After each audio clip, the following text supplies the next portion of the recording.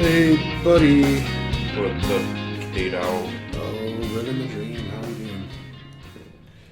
Good, I just saw a funny meme about nicotine, which is funny because of what's going on and all that. So, pretty uneventful week. Ah, man. Like, nothing happened at all. Everything's normal. The world is normal. Any, one of the crazy things that happened in, the last week, even, the last 48, 72 hours is, its own week of conversation and nonsense. Supreme Court is in there, hey, we go on recess. We take summer off, too. And because we go on recess late, we don't start again until the first Monday in October. We're taking our 3 or 4 months, however long it is. But there's, just one decision after another is, the most important decision of the decade. So that was pretty huge yesterday and the day before. And the biggest one, can a president do whatever he wants and it's fine? The Supreme Court on Wednesday was like, we need to extend our giving opinions through Thursday and Friday. And then Friday they're like, we're going to extend that window again to Monday. It's like, what the hell kind of week is Monday? Is this next week going to be? I don't like it. And then you were probably talking about the debate. I was talking about a bunch of things. That was definitely one of them. My parents never texted me about politics. My mom texted me about it this morning. Yeah, that was fun. U.S. losing to Japan in American football. Good God. We're falling apart as a nation. It was a perilous week. It was a treacherous week. It was a hot week. Japan doing what they did to our under 20s, right? It's U20? Yep. Yeah. And then Panama. Yeah. Beating us in Panama and the refs. football. Beating us in football. I saw a take that was Panama beating us? There wouldn't be a Panama if it weren't for us. Just a lot of other stuff. The whole Russia North Korea thing winding up, and Was that this week? I think so. Yikes. Yeah. I know that Putin went to go visit there and that there was an agreement, but the last thing I heard was North Korea thinking about sending troops to Ukraine. And I was like, people were like, oh, that's terrible. I was like, no. Let them do it. It'll be hysterical. I ended up reading into that a little bit more, and apparently by troops it was one engineering company or something, or I don't know what the smaller, not a squad, it wouldn't platoon, company, battalion. I guess maybe a platoon. Okay. It was something small. It sounded like a handful of guys. They can build one bridge at a time. Yeah. Yeah. But even still, By build, I mean deploy. So with everything going on, you know what I think? What do you think, Kelly? I think New Zealand's a pretty sweet little country. Kelly's got his list of non-extradition countries. No, I'm kidding. New Zealand is definitely an extradition country. Yeah, I'm not worried about extradition. Yeah. Where are we going to go to if this doesn't work out? And I think New Zealand's the play. I think it's far enough away from all the hot spots right now. No one's going to just go out of their way to go take over New Zealand. There's no reason to do that. I think New Zealand would fare pretty well in a nuclear Armageddon situation. Yeah, that's what I'm saying. The closest place that might get nuked to New Zealand would be Sydney, maybe. Mm-hmm. Even though who really needs to waste a nuke on Australia?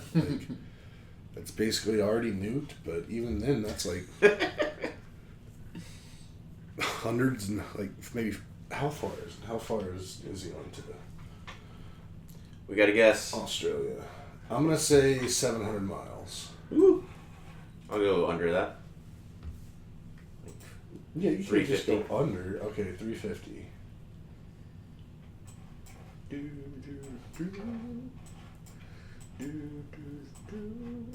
Oh wow, it's pretty far. No, it's not 350. So we'll say Auckland to Sydney. Or we'll just go to the tip. I think that might be the closest. Just the tip Gotta measure from the tip. to Sydney. 1,200. Goodness. Yeah, I was way off. You can tell immediately, too. Yeah, I mean... 350. So, It's like a little bit further than San Antonio.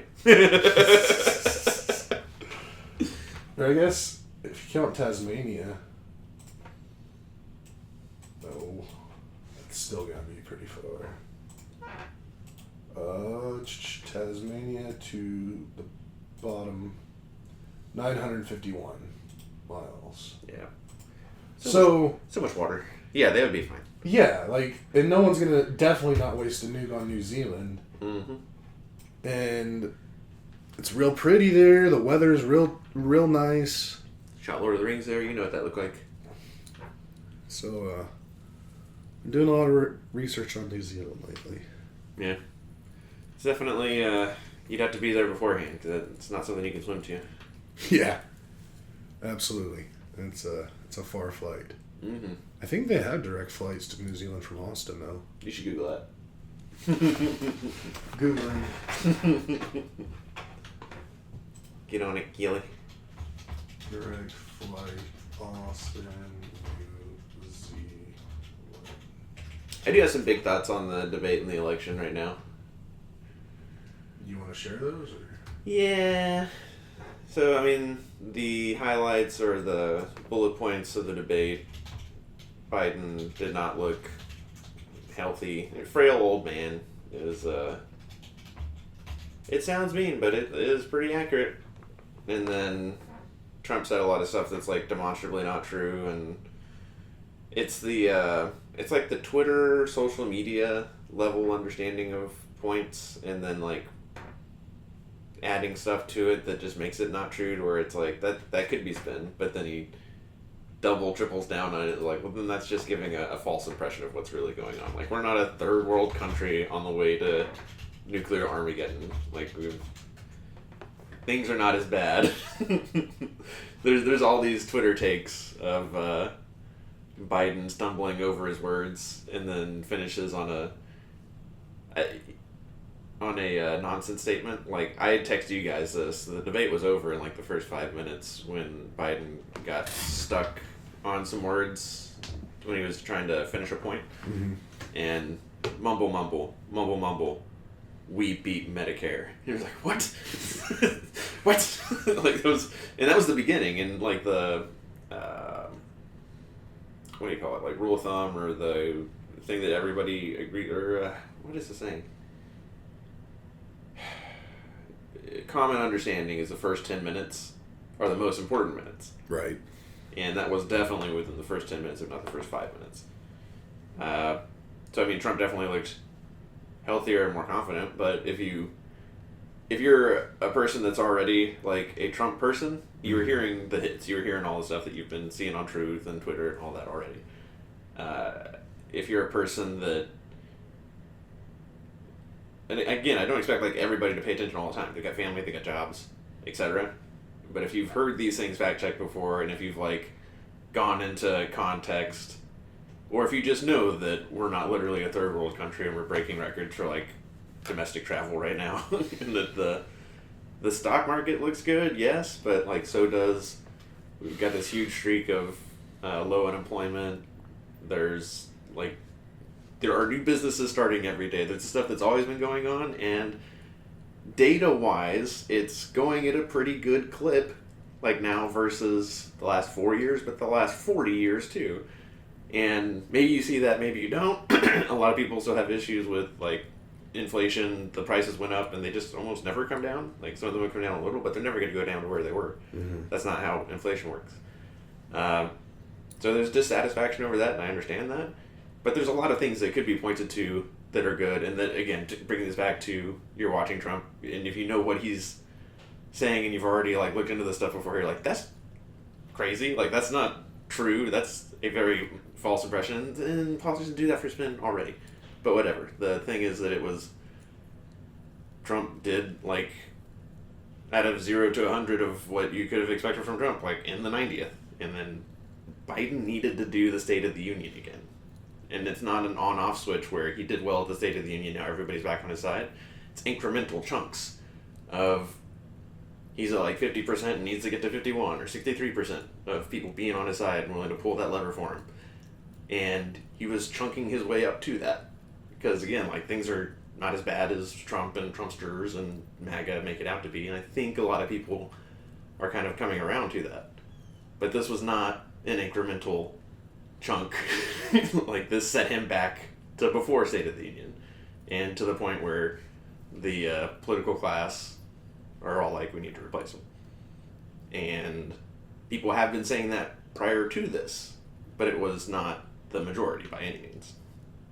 And it wasn't like 50-50. It was like 1 in 7 of like actual pundits. Like, yeah, there's young people who feel this way, but like out of the actual like political class and the people that like Biden would listen to, like 1 in 7 were like, maybe you should consider like either giving it to Kamala or stepping out before the primary process started, all of that.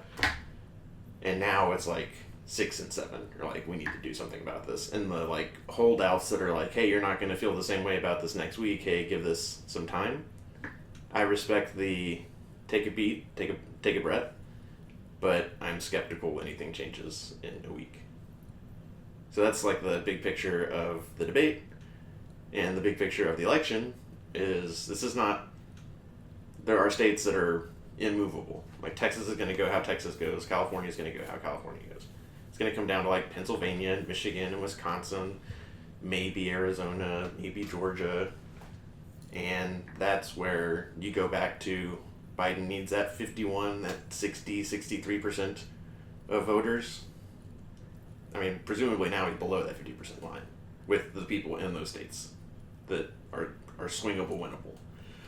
So I don't know if they replace them, if he even is replaceable. I think if they even decided like right now that they wanted to replace him, and I will remain like without an opinion on this. I'm just trying to tell like the situation. But I think that even if they decided they wanted to do it now, I think there'd be a month of confusion on how to do it. And I don't know if they could do it without Biden saying, like, resigning, basically.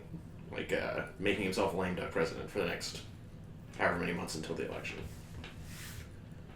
That's election 2024. Your election 2024 update. Yeah. Good thing this isn't an important election. Yeah. I don't know, man. I have a lot of thoughts. They're all over the place. Mm-hmm. About all of it. So probably just going to hold on to them until I figure them out a little bit better. I had been saying prior to this with concerns over Biden's age that should have been baked in already. That when he won the nomination in 2020, that, hey, if he wins and gets 4 years, the presumption should be that he's going to go for 8. So that... I thought, didn't he say he was planning on just doing 4? That's the thing, yeah. Fucking butthead. Yeah. So there's what would be the conventional, or like the not conventional, the lowest hanging fruit as far as like a path forward is that he resigns, is that he says, I'm not going to run in this general election, which is already like in the realm of unimaginable, or would have been unimaginable, having passed the primary process. But if he does that, then this is the thing that everybody's hung up on now. The lowest hanging fruit is you hand it over to Kamala. She becomes president and the presumptive nom. And then you pick another vice president and go into 2024. But there's just a lot of people who don't want that. Who don't want Kamala to be president. I don't want her to be president. Yeah. And then, again, not my opinion, but the prevailing opinion is that the Democratic Party as an institution relies on, depends on, has black women as the foundation and like the bulk of their voting support, especially in these swing states. So again, unimaginable that if Biden went down for any reason, including choosing to resign and not do 2024, that they would try to skirt or go around or bypass the first black woman president. Yeah.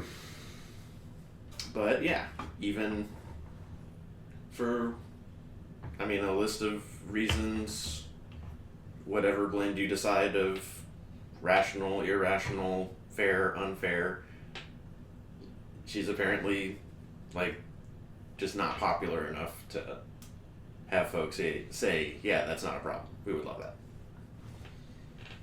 I mean, just every time I've ever heard her speak or anything, she doesn't really sound like she knows what she's doing.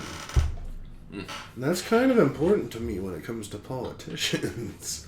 They know what they're doing. Well, you want to hear my Of course. hot take? Yeah. So, I think the only... I don't even know how to say it. So if it were me, and I was in charge of the DNC, and I could make some big calls, Mm-hmm. I would get Joe to drop out, and I would do everything in my power to get Jon Stewart to run. Okay. I think he would win, hands down. I think he's the only person that you could bring in at this point that would be like a surefire win. And let him do just 4 years, because he's never wanted to get into politics. He'll never be the president, but I think he just needs to suck it up and realize he's the one that can get voted in. Mm-hmm. Just do 4 years, have time to reset some things, and then in 4 years we just go again with 2 brand new candidates on both sides. And Why Jon Stewart? he has a lot of trust from people, especially like moderates, and even a lot of people on the right, like, respect and like trust what he says, even if they don't agree with him. And he could beat the piss out of anybody in a debate. He just is a good speaker, and I think it would be similar to a Zelensky thing. Like, yeah, he wasn't made for it, but he could do it well enough compared to the other options right now. Hmm. And I think he's the only one, like, he's the only big enough name to be able to come in right now. Like, even the Kamala, like, people know a lot more. I bet a lot more people know more about Jon Stewart than Kamala Harris. Mm-hmm. Or anyone else they could possibly think to field. So, let's pull a Zelensky, have Jon Stewart just come in, steamroll the whole thing. He'll win the vote by like 71%. Mm-hmm. And then just cruise through 4 years, be chill, don't do anything crazy, and then let's just reset, start over in 28. Okay. So process-wise, parties are not in the Constitution, and they are not a part of government, so they can, in some ways, just like do what they want. But then in other ways, whenever you have processes and procedures that you've like written down, and you violate those, then you kind of open yourself up to being sued and whatever you do being undone. So from a process perspective, we've gone through the primaries. Folks have won those and been assigned delegates based on that. The Democratic Party has delegates and superdelegates, where there's the decision-making process is some percentage, the voting and stuff that you're used to. And if in Texas, Biden got 50% of the vote, and then who else was running? Oh, he was running like unopposed, wasn't I think so.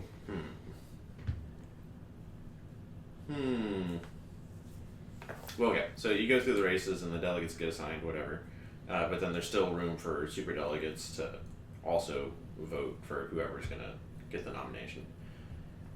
So those delegates, because Biden kept winning all those primaries, are assigned to Biden, and there was a guy running against him that presumably has some amount of delegates too. This is actually kind of interesting. So Biden can, if something happened to him regardless, but also if he resigns, then those delegates are free. And I don't know if they have the latitude to just pick whoever they want after that, or if they have to pick between folks that were on tickets. Because that could be interesting if the guy that ran against him, whose name I don't even know, if he just like wins by default. Presumably not. But yeah, brokered convention is a word that you'll keep hearing a lot. And that's the other thing, is this timeline stuff. The convention for the Democrats is in August. For the Republicans, it's in July. One of the weird things about the debate they had was it's a debate before either of them are officially the nominee. But if the Democrats are going to sort this out at the convention, that's not until like mid to late August. And I think Ohio is like the first of a few different states where that's all got to be sorted out before then. So like the Democratic convention should not be a month after the Republican convention, for one, but it should also not be that late when states have deadlines that they do. But it'll go to, if that's the thing, is that if Biden doesn't step away, then from a process perspective, it's him, and that's just got to be fine for everybody. And folks are going to have to decide like what administration they want versus what individual. Like, do you want 40 out of 44 Trump's cabinet and other folks that work with him are like, this guy should not be president again? So an administration full of those other four guys, Michael Flynn and Stephen Miller and whoever else would still want to work with and for Trump, which will be a lot of people to be sure, but who are those people? Or do you want like a Biden administration, but with a guy that you're going to be wondering for 4 years if the worst happens? Is he going to press the button? Is he going to make the right decisions? Because there are so many decisions and so many things that come out of the president and the president alone. Yeah, there's no way Biden's not going to keep going. I mean, I know that's a foregone conclusion. You think so? I guarantee it. Yeah. I'd bet way more than just $5 on it. Next debate's not till after that convention, but presumably he should have some opportunities to get on TV. Both these guys, Trump and Biden, have been doing events and doing speeches where it just doesn't make it to most people's eyeballs. Yeah. Because if Trump's rallies, I think if more people saw those, they'd be like, "What is going on with this guy?" But it's a paradox where like the people who don't like Trump see that stuff more than people who do like Trump, because people who do like Trump already made their mind up. They don't need to watch a Trump rally in another state that they're not at. Actually, I read this morning that Biden had a rally yesterday somewhere. Yeah. So post-debate. And it was night and day, his performance. Like, they were saying that about a thing he went crushed to after the debate as well. That he looked good in that. He's been going, like, he went into some Waffle House and dapped some dude up. And then, yeah, the North Carolina thing that you're talking about. So but people don't see that. Right. Yeah. And there's, I mean, just generally social media and how people are anyways. You don't share people's best moments. You share when they are being silliest and looking their worst.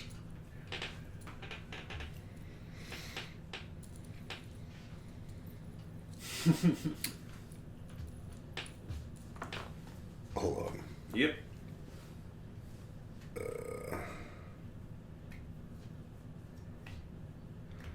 Right now it's currently 48 degrees in Auckland.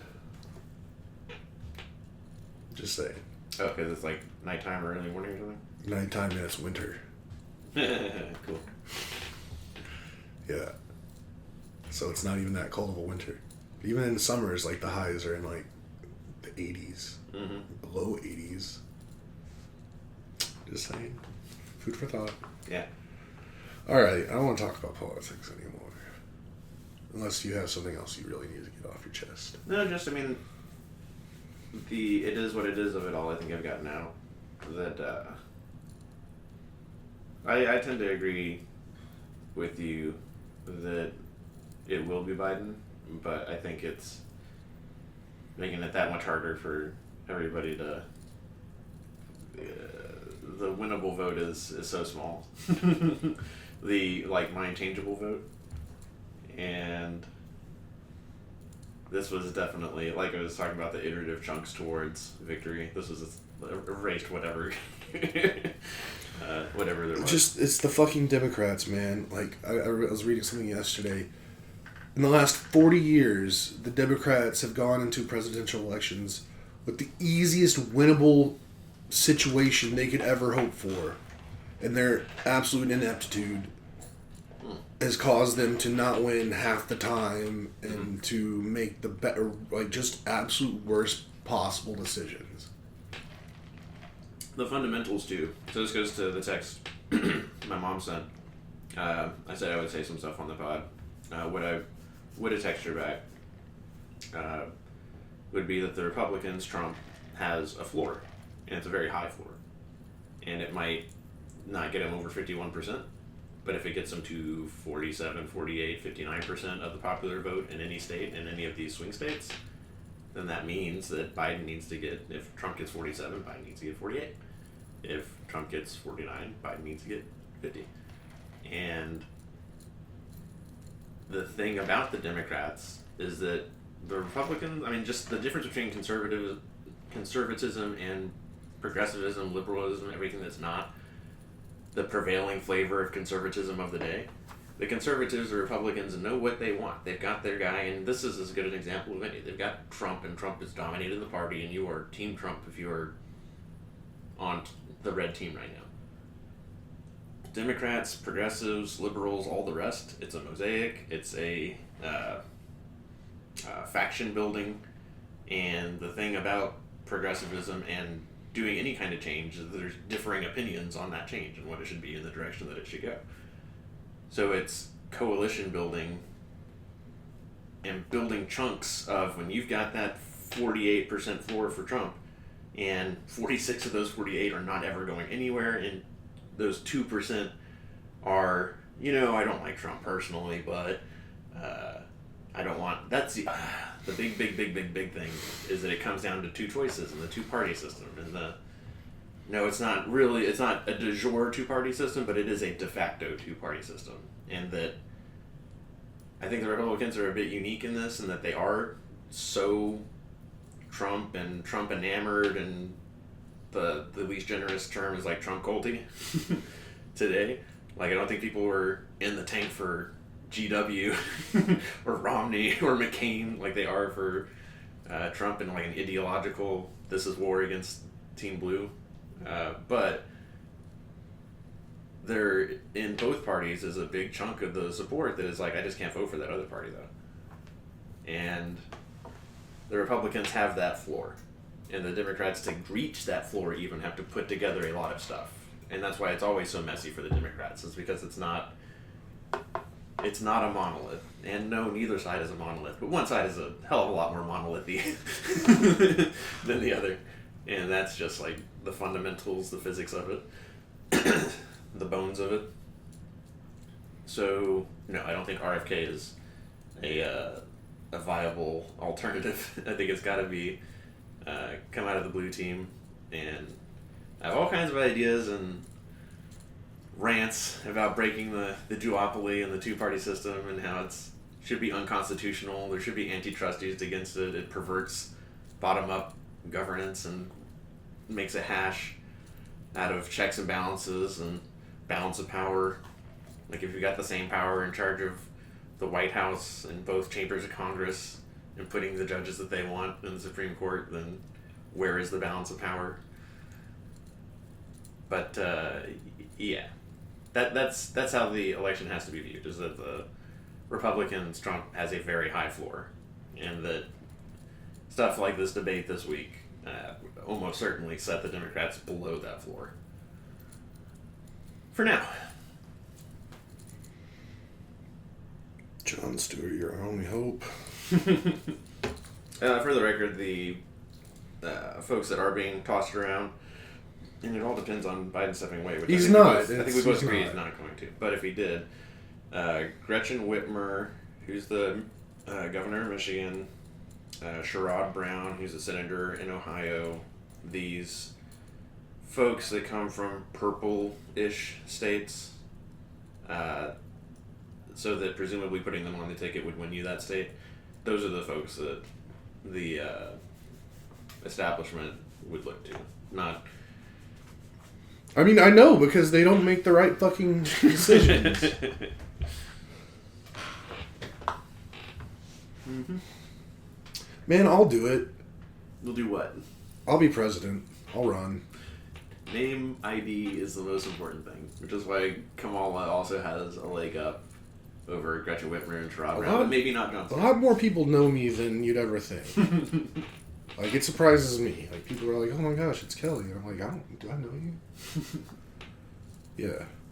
Alright, that was fun. I got another kind of philosophical rantish for you. Hit me. Alright. Ashley and I have a great relationship. Mm-hmm. And sometimes I get in my feels over it. Mm-hmm.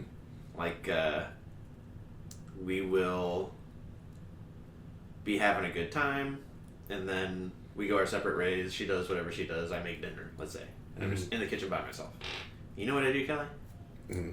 I turn on that Bluetooth speaker, pop on my playlist of love songs that I grew up to when I was a kid. Stuff like George Strait, The Chair, Carry in Your Love With Me. Definitely a song that I sing in my head when I'm making smoothies, when I'm doing stuff for Ash, and love languages. I really like to do like acts of service, just like make her life easier. Mm-hmm. If I could make a living out of loving you. You know that song? Yeah. Often I'm singing that in my head. And that got me a thinking.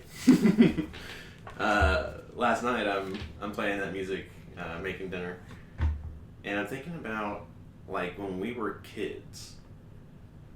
I didn't get a CD or CD player until like 98, 99. Third Eye Blind was like my first music that wasn't from the radio in front of my parents, or like from the radio or listening to music in the car with my parents. Mm-hmm. And music in the car with my parents was like country, George Strait, those songs. Not just like George Strait, but definitely in the house you hear my dad singing his songs to himself. I know that he and my mom love that song, The Chair. Do you know that one, George Strait? I don't know. It's like a guy walks into a bar and he's like, hey, excuse me, I think you've got my chair. And it's like a conversation just from his perspective. I think I know the song. It's real cute. Yeah. And it ends with, I like you too, but to tell you the truth, that wasn't my chair after all. And I've heard my dad, whatever. My mom and dad love each other a lot. And I think bandwidth is what this is all going back to. And that there's far more sights, sounds, smells, touches going on, and that have ever gone on, than any single person can take in. And especially in childhood, like as adults, I don't think this year in our development and how we look at the world is that different from last year. But when you're 8, it's way different than it looked when you were 7. Mm-hmm. And growing up in that soup of mom and dad, and also just there were shows on TV like The Simpsons, like Married with Children, like Ren and Stimpy, that they were very adamant that we not watch. So we watched like Saturday morning cartoons, but then we also watched like Home Improvement and stuff. And I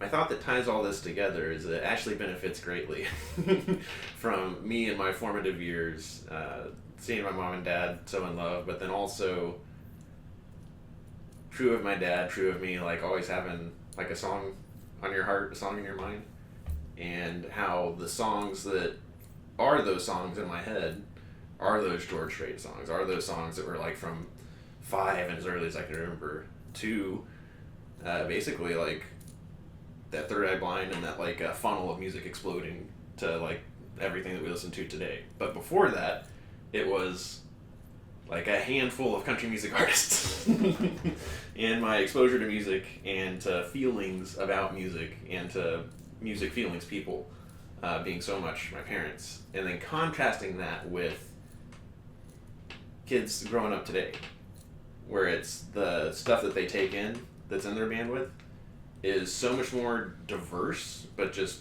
junk and spending more time with their screens than their parents and like people in screens talking to them, and just how confusing or how chaotic that is, or how chaotic it must be. And this is tying into another thing. But first I want to say props to my mom and dad. It is their anniversary today. Oh, snap. Yeah. So love you guys, and definitely I benefited, Ashley's benefited, and probably lots of people in my life have benefited from the love that the two of them have had for each other, and that I very much soaked in and benefited from myself, obviously, being here and all that. So thank you. Another example of that, Dan Carlin, familiar? Mm-hmm. Yeah. Has finally posted his first chapter, his first episode on Alexander the Great. Mm-hmm. And he was talking about, in Alexander's time, Homer and the Iliad and the Siege of Troy, that was the story that everybody knew and that was worth like writing down and copying and transmitting. And that when you get to the printing press, you've got people printing out the Bible, but printing stuff that's not the Bible. And you get kind of another funnel of, prior to the printing press, you knew the Bible, you knew the majority of stuff that people knew and talked about. Like either from reading it directly or hearing it in church, or like the narrative version of it that you tell your kid at bedtime and that kind of thing. And then you get the printing press and it explodes. But rewind to however many years before BC Alexander is, and hundreds of years before that, I think it was 700 years before that, is when like that's actually supposed to have gone down in whatever way that it actually did go down. But then it was like an oral history for 500 years, and then it had been written down and transcribed for 200 years before Alexander. But that was what everybody knew back then. And the difference between us growing up, so many of our stories are that Christ story, that sacrifice redemption story, like the Matrix. Yeah. But that, how different is that than having, in Alexander's time, what if your Bible was the Iliad? And it was all about, they called it a culture of heroes, whereas like each individual should feel that they could like turn a war on their own, but that there are also great men, great leaders that rise up, and that's why like Alexander was able to lead his people the way that he did, because they were like, he's like the great-great-grandnephew of Achilles, because he also like promoted that among himself, but then also just among the rabble, among ourselves, like what if we had the Iliad instead of the Bible, and that was like what occupied the majority of your bandwidth, in the same way that me growing up, what occupied a huge part of the bandwidth was George Strait. Like how different would we be as adults, how different would culture be, because for Alexander and the Macedons, or Macedons, is I guess how people are supposed to say it, which is news to me. To them, it led to them like taking over the known world, and that was my rant on that. Just bandwidth and how it changes you, different outcomes. That actually, I like that rant. That was a good rant. It did remind me of the one thing that I did have to talk about today. Just when you were talking about music and formative music and music just being a big part and your explanation of music, in your own eyes, that actually, it made me realize two things. One, it made me realize that I think my brain might be a little broken when it comes to music. And also it gave me a much better understanding as to your love of churches. Interesting. Because Church is the band. Church is the band. Because since our last podcast last week, I have listened to the entire discography of Churches. And so you wrote a lot since I was talking. I'm not. No. I had this written. Okay, good. These are my notes as I was listening to the albums. Excellent. And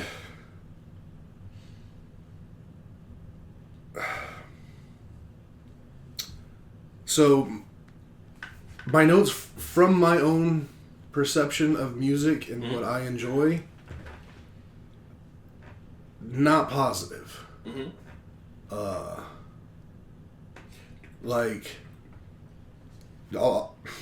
this is in no way, I'm not hating on you, I'm not shaming you for liking it, because I have more to go, where I'm going to go with this. But just some of the notes I wrote down. My last note I wrote after listening to all of them, I can't remember a single individual song. Okay. Like right now I could not tell you sing you the chorus to any song. There was none of that. Another thing I wrote was after the first two albums, it feels like this music is similar to British food. Okay. And I wrote down there's no seasoning. And when I wrote seasoning, I meant I guess nothing dynamic, really that dynamic. It's very vibey, very kind of, in my ears, just a very similar sound throughout, with not a lot, nothing really changes between songs. Another thing that I wrote was on the note you gave me, that on the fourth album, Better If You Don't, Saddest song, yeah. is a saddest song. I would have never known that was a sad song had you not told me beforehand. And so that brings me around to the whole thing, and I know I've said it before, is when I listen to music, the lyrics are the last thing I pay attention to. So I'm sure that there's a lot of beautiful imagery in the words that were said, but it's just, I don't hear music like that. So to me, it just sounded like a bunch of just gobbledygook. Interesting. And there just wasn't a lot of appealing stuff to it. I remember I listened to the song Downside of Me. Yes, that's one that you definitely should have gotten 3 times to figure out what you were talking about. The Greatest Build? The Greatest Build. Because, I remember the first time I listened to it, I was like, okay, this is the song with the great build. Let's hear it.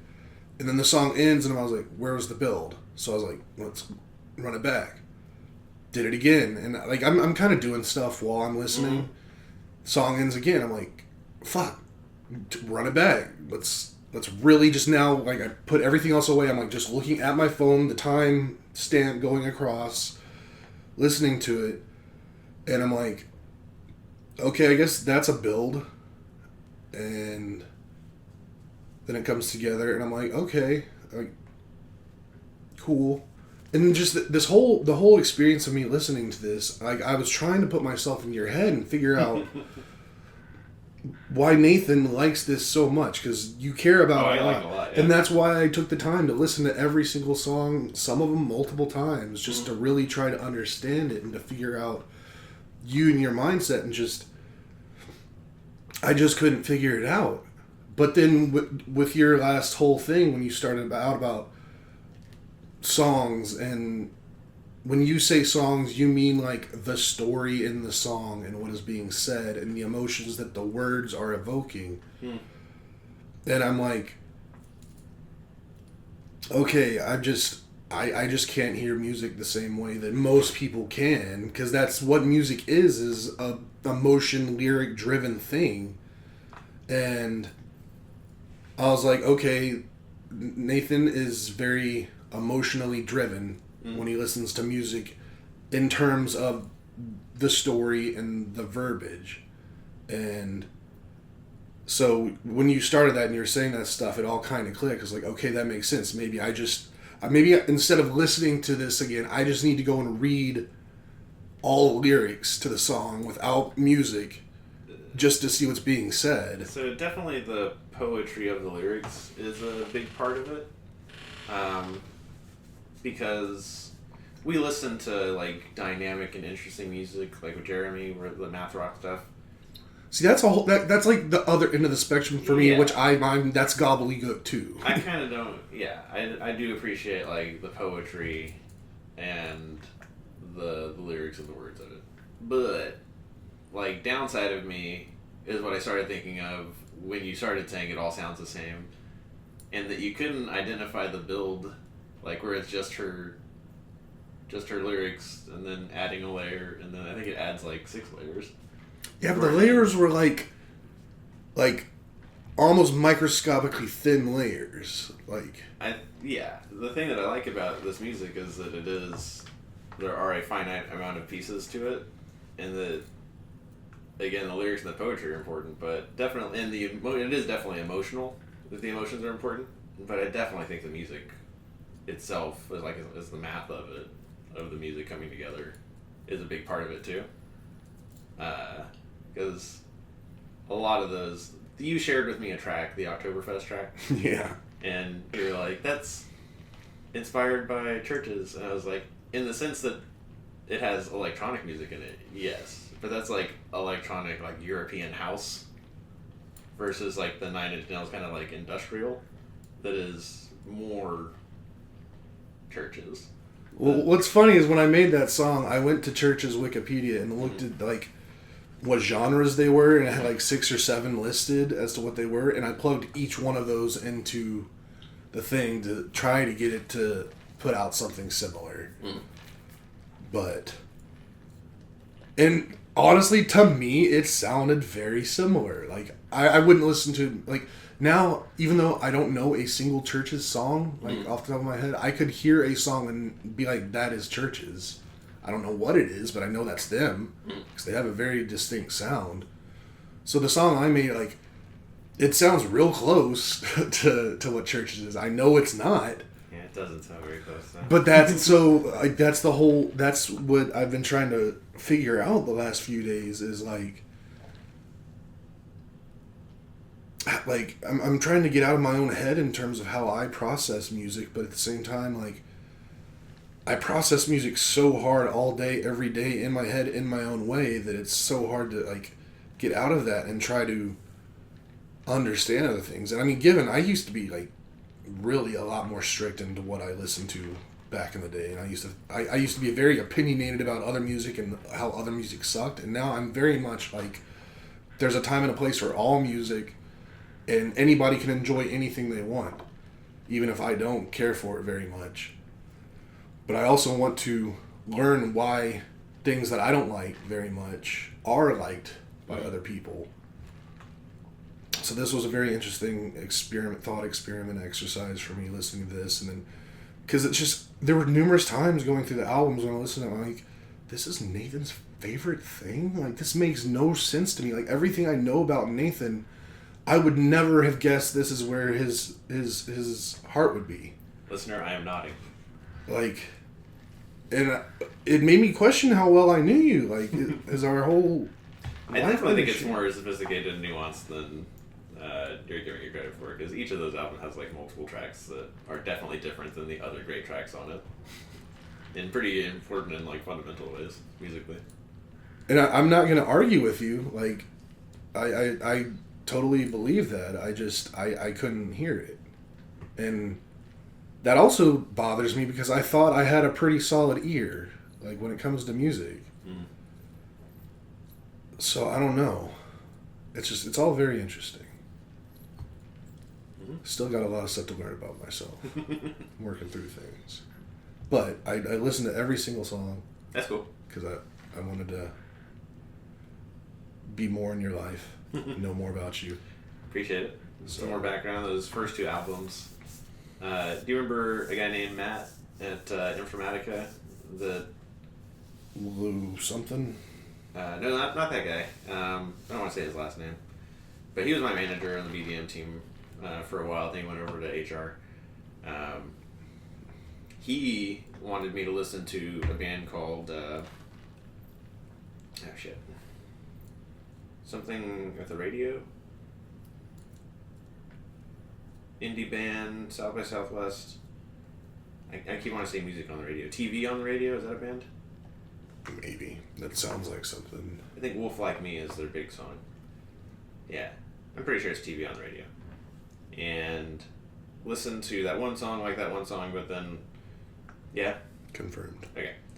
But then when we go to the next song, we're like, yeah, this is okay, but it's not that great. But then I think Google, because Google Music was kind of new-ish then, like 2016. New to me anyways. And the algorithm for it, I've always said, is amazing. And it went to a Church's song that I listened to, must have been off the first album, probably Mother We Share or Recover. It was probably Recover, actually. But then a month went by, I didn't think about it, and then on PBS, they would have either replays or maybe even live streams of ACL. And I was just had that on while I was doing stuff, and Church's was like there and playing. And I was like, I heard that song. And it was because I recognized it from TV on the radio in that auto-generated next song. And I was like, this is cool. And then I liked the live performance. So then I went and like found the first album, which this is 2016, and the first album came out 2015. And I was like, that's nice, I like that. And then the second album dropped shortly thereafter.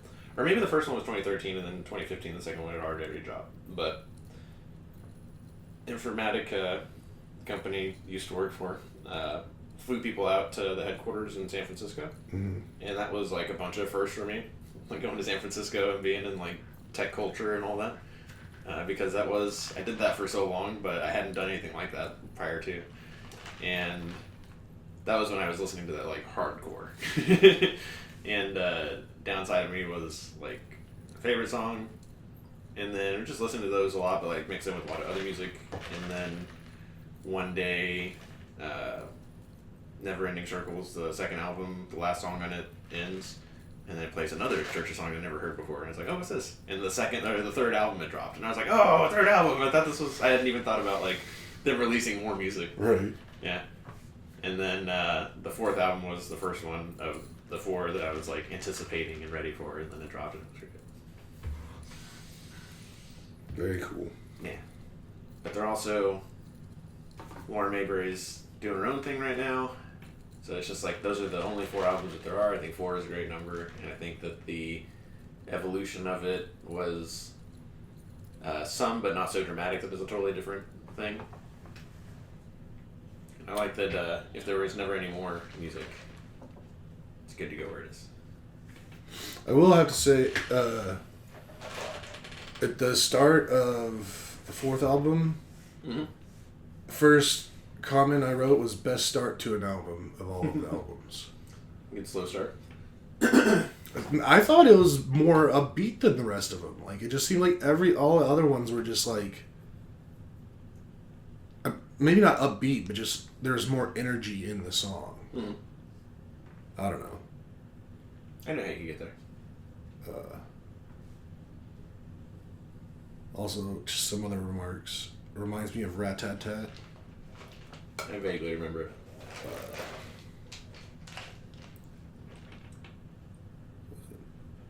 Oh, and then the start of the third album first thing I said was start is a little crunchier, which I liked. And then I also said Miracle was pretty cool. I don't remember what it sounds like, but at the time when I was listening to it, I wrote down that it sounded pretty cool. So, yeah. Still got a lot of work to do on my end for music. But, yeah. We went pretty long today. We did. Any other thoughts you want to get off your... Nothing that can't wait until... Alright, well, if y'all made it all the way to the end, we love you very much. Don't forget to like, subscribe, hit the notification bell, tell your friends. Listen to that band, Churches. Take out the U, put in a V. Go nuts. Yeah, good luck. Love you guys. Bye. Rhonda. Bye. Happy anniversary. In her house nestled among whispering pines, where the morning light paints love in soft golden lines, John and Melinda, their hearts entwined and true, beneath the boundless sky where dreams and love accrue. Oh, sweet anniversary, where time's gentle embrace paints portraits of devotion in each tender gaze. Through laughter and through tears, they've walked this winding road, hand in hand, heart to heart. Their love forever glows.